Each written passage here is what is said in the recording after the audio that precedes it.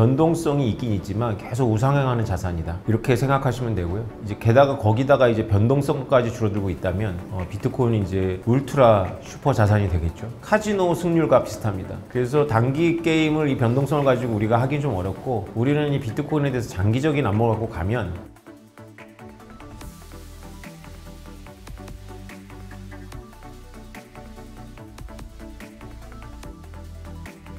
비트코인이 지난 2년간 넷플릭스 주식보다도 변동성이 더 적었다는 기사를 봤습니다. 가상자산, 암호화폐라고 하면 이제 변동성이 되게 큰 위험자산으로 보시는 그런 시선들도 정말 많은데, 변동성이 점차 줄어들고 있다는 거는 이 시장이 이제 충분히 성숙해지고 있는 단계로 진입을 했다, 이렇게 봐도 괜찮을까요? 오늘 촬영하는 날짜가 5월 4일이잖아요. 5월 4일에 비트코인 변동성이 줄어들고 있다고 말하기가 좀 민망하긴 합니다. 왜냐하면 지난 일주일 동안 장난이 아니었죠. 20% 이상 떨어졌다가 다시 어젯밤인가 10% 이상 회복을 했습니다. 그럼에도 불구하고 제가 10년 전에 경험했던 변동성에 비하면 지금은 그냥 미풍이라고 보여지고요. 이 세계는 알트 투자해 보신 분들은 알겠지만 하루에도 이런 변동성이 나오거든요.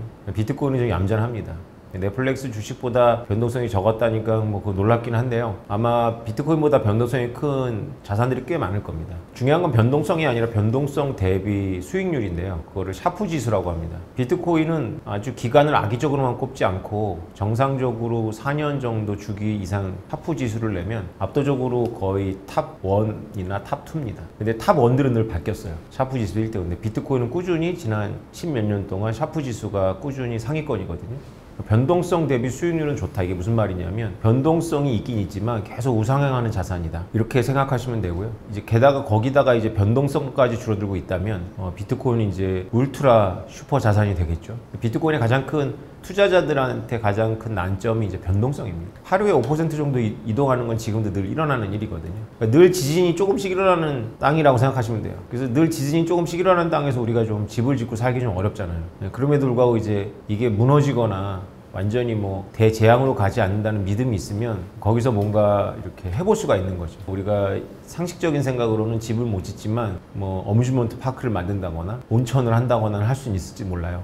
그러면서 이제 사람들이 거주하게 되고 하면서 이제 점점 더 내진 설계도 하게 되고 하면서 이제 생태계가 확장이 되겠죠. 이제 블랙락 같은 데가 이제 비트코인에 대해서 진심이기 때문에 뭔가 이제 많은 이제 이 변동성을 가지고 수익으로 전환하는 어떤 그런 연구들을 할 겁니다. 그러니까 오히려 일반 소비자나 일반 투자자가 두려워하는 것이 이 세계에서 돈을 벌고자 하는 거대 자본들한테는 기회가 된다는 걸 여러분들이 잊으면 안 돼요. 그러니까 우리가 변동성이 싫다 그래서 이 비트코인을 투자하는 거대 금융기업들이 변동성을 싫어할까요? 저는 그렇게 생각하지 않습니다. 오히려 즐기겠죠. 변동성이 곧 그들에게는 기회일 테니까요. 예를 들어서 이번 주에 있었던 그런 폭락과 폭등을 우리가 그 안에 있으면 굉장히 걱정도 되고 이거 없어지는 거 아니냐 이런 생각도 들지만, 좀 밖에서 보면 이런 게 만약에 반복된다면 이거는 여러분들이 돈을 벌 수 있는 큰 기회잖아요. 좀 떨어졌을 때 믿음을 갖고 사면 되거든요. 근데 그걸 못 하죠, 일반인들은. 근데 그들은 할 수 있어요. 그들은 어느 정도 시장 영향을 미치거든요.